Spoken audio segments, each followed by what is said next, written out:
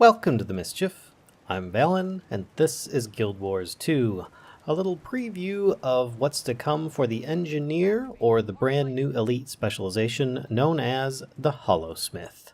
And you'll see that I'm going to be covering a little bit about the skills, abilities, traits, and some of the drawbacks that may happen with this new Elite Specialization. So the Holosmith adds in some extra stuff, as do the other Elite Specializations. If you're to go in here, you can see that you gain access to a sword, and now you can carry a sword and shield and actually look like your standard warrior instead of some kind of engineer. But you can enhance that with a lot of different things. There's some drawbacks, and I will tell you that first. There is a new mechanic for the Holosmith, aka Engineer, called Heat, building heat, with your Photon Forge, which is your new basic activator for just about anything. If you are to activate your Photon Forge, you will generate heat per second. You have a maximum default of 100 that you can store, and it's percentage based. You can disable it as well. By activating it, you'll generate this. You'll look rather blue while you are in a cool area. As you progress, your color will change more orange and eventually to a bit more agitated. As you use your special skills that activate from turning on your Photon Forge, you will also increase heat, and therefore will gain access to even more abilities, primarily above when you reach 50%, as seen here. You can see your character looks a bit more intense, rather wavy, so you're generating a bunch of heat as well.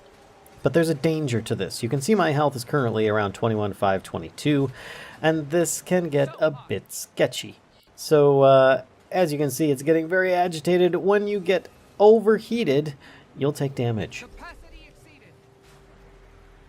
As well as, damage over time for about 2.5 seconds. So it's something you're really going to be careful with. But there are ways to mitigate this, or even use it to your advantage. There are a few things I feel I should mention in this, and that is with the equipment. Just by removing my equipment, all that is going to affect is going to be the armor on this. It does not affect any of the other stats. There is some kind of permanent thing in place with this demonstration that they have on this demo weekend.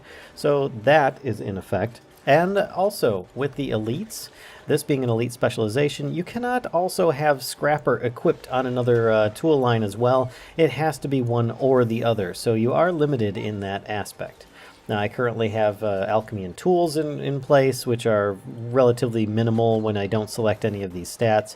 And I won't be selecting these just yet, but I feel that I should probably do the traits first instead of the skills, because I would like to use some of these traits to better demonstrate the skills and their abilities. With your Photon Forge, you should be made aware that when you do this, you do, as I showed you, gain a whole new skill bar on the left here of different abilities. You start off with your Photon Projector. Photon Forge replaces your Elite Tool Belt skills, which is what I was just talking about. So you now have these new Photon Projector skills. And you can see here the damage that you will take if you overheat. 3,981 in this case, and then you'll do 800 damage, or just about, per second every 2.5 seconds. Oh, every half second. So there you go. So that's quite a bit of damage. But as I said before, that can be mitigated. Now, some of the other traits. We've got Light Density Amplifier. Photon Forge reduces incoming damage, but has increased passive heat generation. So when you switch over and you start generating your heat, it can be rather slow if you're not attacking, which it can increase if you look here. For example, heat gained on any of these attacks from your number 1 skill is going to be 2%. Plus, you generate 1% per second as it goes up. So you can definitely increase that heat skill. Photon Forge reducing your incoming damage, but has increased passive heat generation. If I choose that, it's going to go up much faster, as you can see here. And it's something you need to be aware of, is that if you're trying to keep it within a certain range, it's going to be a little bit more challenging when you've got an increased speed that's happening, especially when you're also attacking. So it can just jump straight to the top very quickly and limit the amount of time that you'll have to do the things that you want. So it can be helpful with reducing damage, but it also could be dangerous for getting you to that 100% threshold. Thus, there are other abilities. Prismatic Converter, deactivate Photon Forge, converts conditions into boons based on your heat level. Now this can be really helpful. Deactivating this, as I showed before, you increase this if I deactivate it once the timer is done, but before it reaches 50%, then you'll only remove one condition when deactivating it. Once you reach the threshold of 50%, which is most of the time the threshold that all of the traits and abilities are referring to, you will then be able to reduce the conditions on you by 2 conditions and convert them into boons. It's pretty basic stuff, but then you've got your Solar Focusing Lens. Your first few attacks after entering Photon Forge inflict burning. Aha! Now we're really talking. This bonus is also granted if you overheat. Often when you overheat, you lose a lot of stuff, including health. But if you overheat, it means that you're still going to be doing extra damage. And there's a reason why it has that bonus, and that's around here at the end. But the Solar Focusing Lens can be useful. For now, I am actually going to choose that. Next, Heat Therapy. You gain health per unit of heat lost. So if I transfer over into the Holosmith Photon Forge effect, then when I turn it off, as it reduces in heat, which does take a few seconds before it kicks off, you then start healing per unit lost. So therefore, it's a slow regen over time. Next, we've got Photon Forge.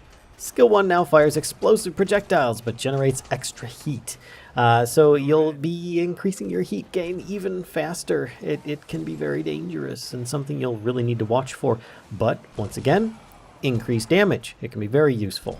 Crystal configuration, Eclipse. Corona Burst grants stability on each attack and creates a barrier for each target struck. Corona Burst is one of the abilities that you gain from turning on your holodeck here. So therefore, you can gain stability and barrier. It's the only skill that the Holosmith and or the Engineer has that will actually grant such a thing. And then we've got the crystal configuration Zephyr. HoloLeap removes movement impairing conditions and grants super speed instead of swiftness. HoloLeap is, as before, another one of these abilities here. There we go. You create a holographic launch pad and leap to your foe. And you gain yourself some swiftness. In this case, it will remove some conditions as well as grant you super speed instead of that.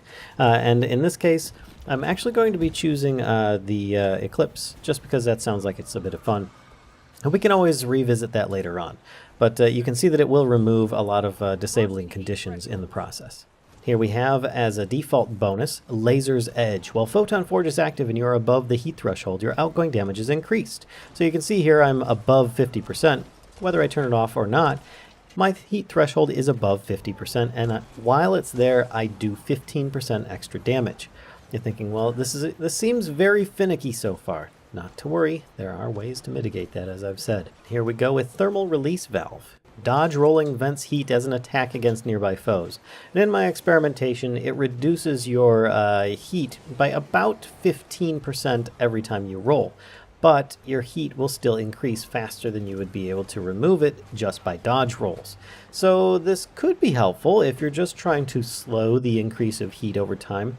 But often I find in combat, dodge rolling is something that is necessary in order to just not die. So I don't know that this situation for this is really going to be that good, but it can also become offensive, allowing you to burn your foes and not necessarily rely so heavily on the small field for your heat.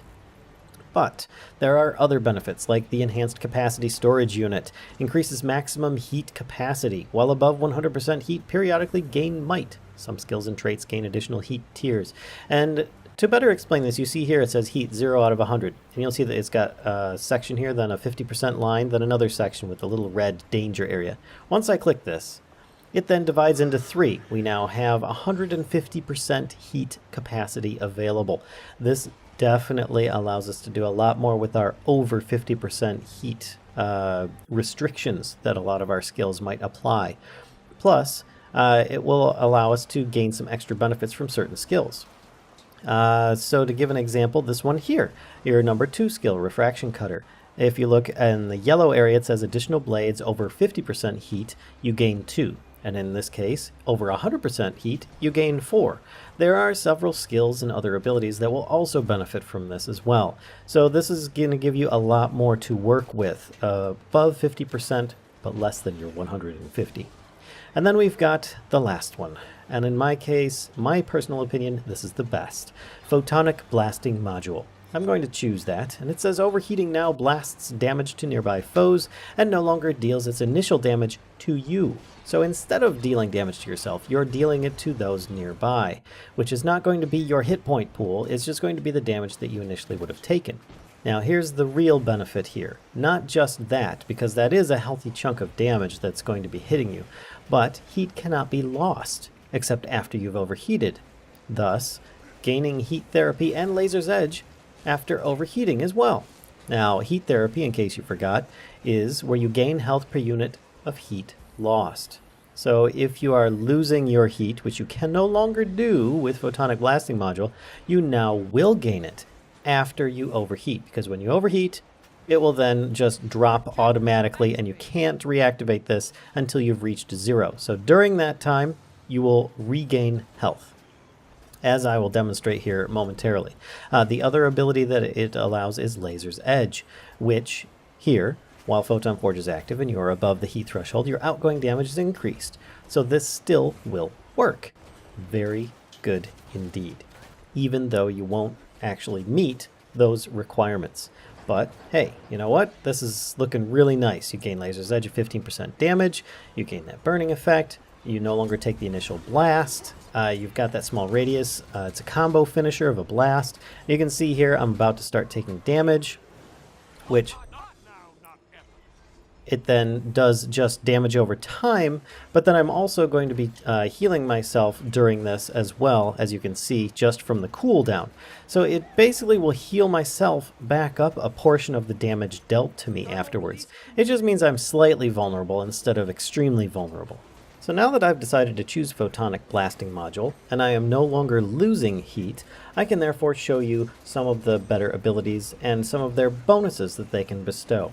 So your standard weapon, the sword, is going to give you 3 different options, but it's primarily going to be doing damage on up to 3 targets, plus vulnerability, and if your heat is above 50%, you'll do an extra 25% crit possibility. So that's really, really good, increasing your critical hit chance by 50%. Let's see if we can just hit this guy here. And you'll see that the criticals are going to start lining up on the left there, which are doing quite well, actually. And that's all because I am above 50% heat. And that trait that I chose actually is allowing me to keep it at that level. A Refraction Cutter. Strike at foes in front of you and launch a blade of light at your target. Launch extra blades based on your heat level. Each blade inflicts conditions. So if I back up a little bit, I aim at this guy here. Let's just click on him. You can see additional blades over 50% heat is 2. Number of targets up to 3, so if they're grouped together, you'll be able to shoot them. The range is not very long, so I am going to get rather close. And then the projectile range, actually I'm going to back off. The projectile range of 600, so let's shoot. And you can see that there were 3 projectiles shooting out there due to the additional bonus there. So additional blades over 50% heat, 2. And that's definitely going to make a bigger difference when you've got a group of them, but that was about as spaced out as it gets. Now this one here is a little bit different. Radiant Arc will allow you to leap to your target and create an arc of light that strikes nearby foes.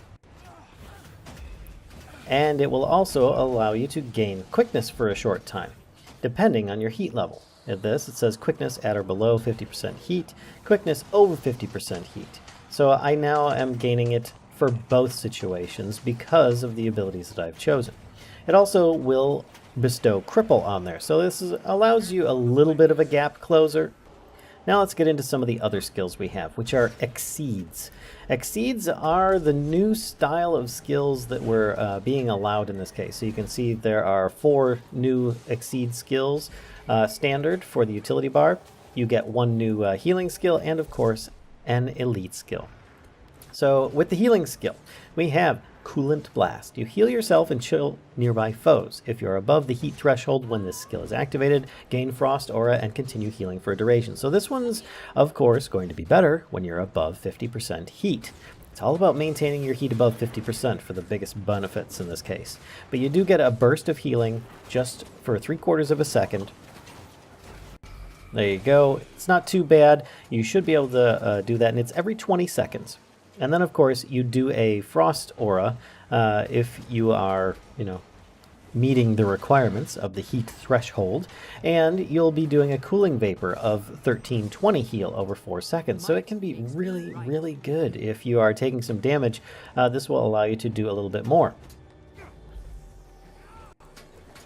And you can see I've got my frost aura going on here, allowing me those benefits. The next skill here is going to be Photon Wall. This Exceed is a defensive barrier similar to the Guardian's ability, or rather the Dragon Hunter's F3 ability to throw a shield out in front of oneself. But the difference here is that if you click again before the 3-second duration is up, you can also launch it at your enemy. And if you have that heat threshold meeting the requirements, it'll also reflect missiles while it's up. You can also, increase the number of walls that you're going to be launching as well. So here, I will target this little light golem here, launch the shield up, and then I'm going to launch it at him, which it breaks, and you can see it kind of shot out in a few different areas there. So it'll allow you to take a little bit there, but it is rather slow moving, very low damage, so I don't know that it's really necessary to meet that. It can be useful for doing a quick block, and it only has a 1/4 second to actually activate it. Next up we have Laser Disc. This Exceed will allow you to create a rotating laser blades that damage nearby foes. It's actually just an image on the ground in this case. It's not too epic or anything. You just put it down here, and you can see it's got these spinning blades on the ground. Anything in that area will take some damage as well as some bleeding. You can see this guy here was taking it, and it lasts for a decent amount of time. It's 12 pulses for the little bit of damage that it does, but it can be increased in duration by 50% by meeting that heat threshold again, which once again I am already. The radius isn't too big, but if you are in a big group of foes, just throwing that on the ground and it recharging every 30 seconds can be a lot of fun. Now we've got Hardlight Arena. This one here, in my opinion, actually works well with Laserdisc because they're similar areas, but not quite the same, at least in looks and how they function. This one here will create a holographic arena, which I placed down here, and you'll see that I am gaining some benefits: fury, regeneration, and protection while I'm in here that keeps renewing.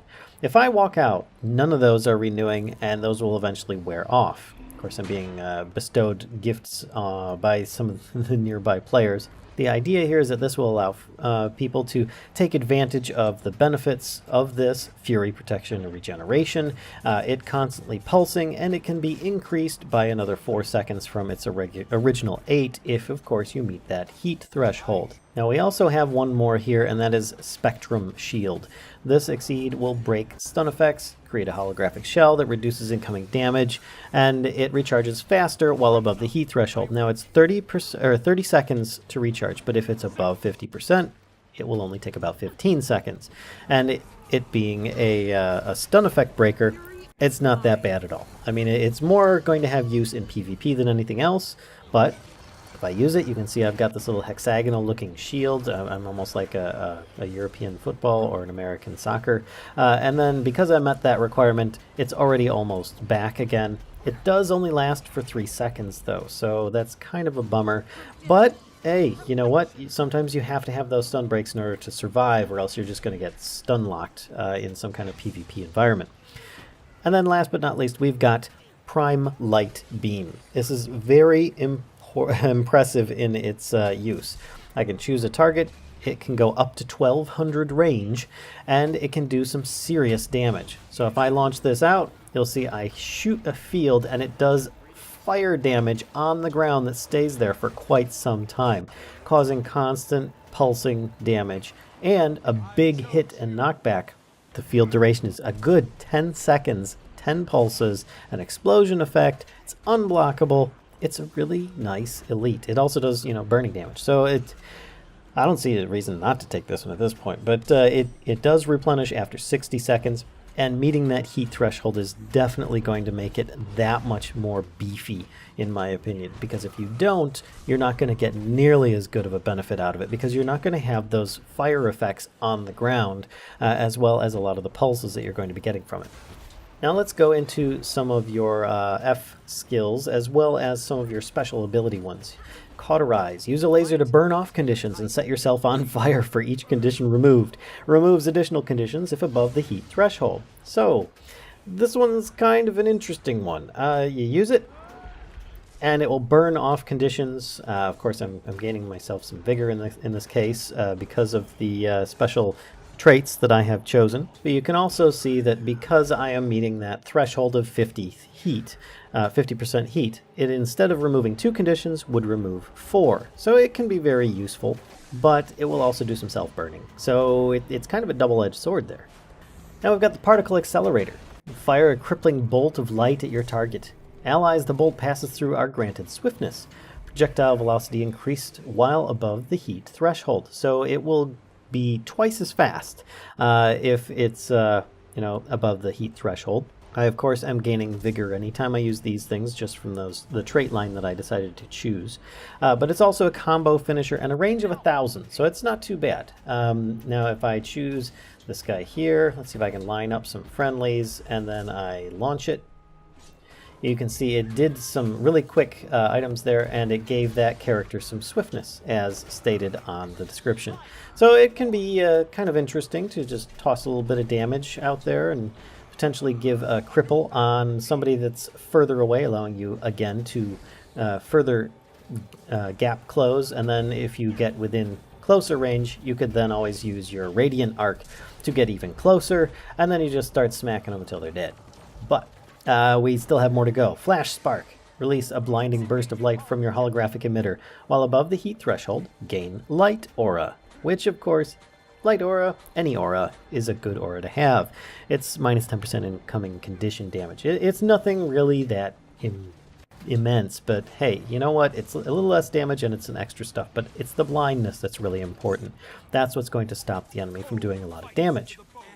Now, its radius is only 240, so I'm going to want to get rather close to these guys, use it. There you go. He got a bit of blindness put on him, and that was pretty much it. I mean, there's not much else going on with that one there, but it will give you a little bit of a bonus. Now, your Prismatic Singularity. You collapse a ring of holograms to pull foes into a single point. The ring explodes when it fully collapses. Radius and pull distance increased while above the heat threshold. Hey, look at that! Heat threshold!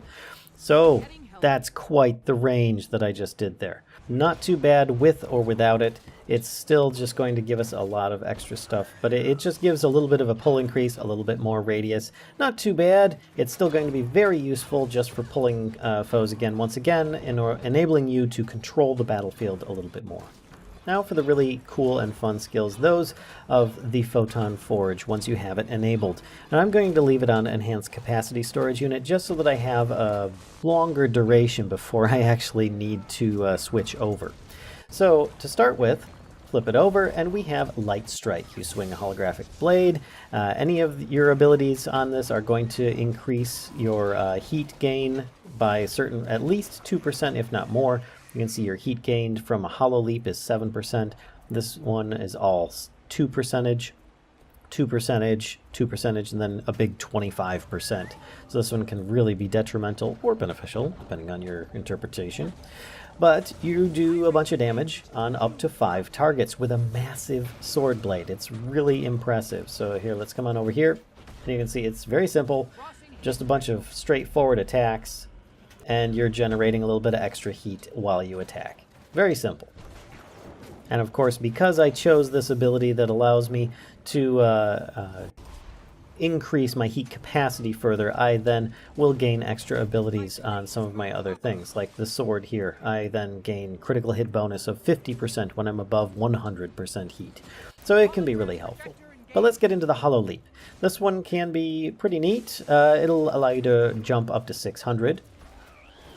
As you can see there, pretty standard stuff.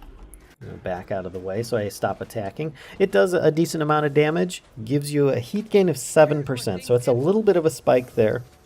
But it also gives you swiftness, so it allows you to continue pursuing your target if they get away. And you can hit up to 3 targets, and it's a combo finisher. So this one's really, really nice. Alright, and now we've got Corona Burst, where you can strike nearby foes and begin to store up energy, gaining boons and heat each pulse. After charging, the enemy explodes, inflicting conditions on nearby foes. This one's really interesting. You do this, and it's a massive area swing effect. It's pretty interesting, doing a bit of explosion there, as you were seeing, some burning damage.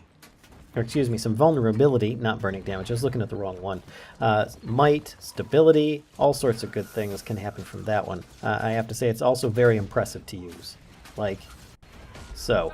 Alright, and now we have Photon Blitz. Fire multiple piercing blasts at your target. And it's unique in per game mode, so this could change in PvE versus PvP. I'm not really sure personally. Let me back up because the range on this hollow sword is very, very far. But I could launch this and do a bunch of shooting, basically. So you pull out 2 holographic pistols. Forgive me, I had to back out. There was just too much going on there. But if I click on this guy here and I choose to fire, you can see that I'm doing some pistol shots at the target.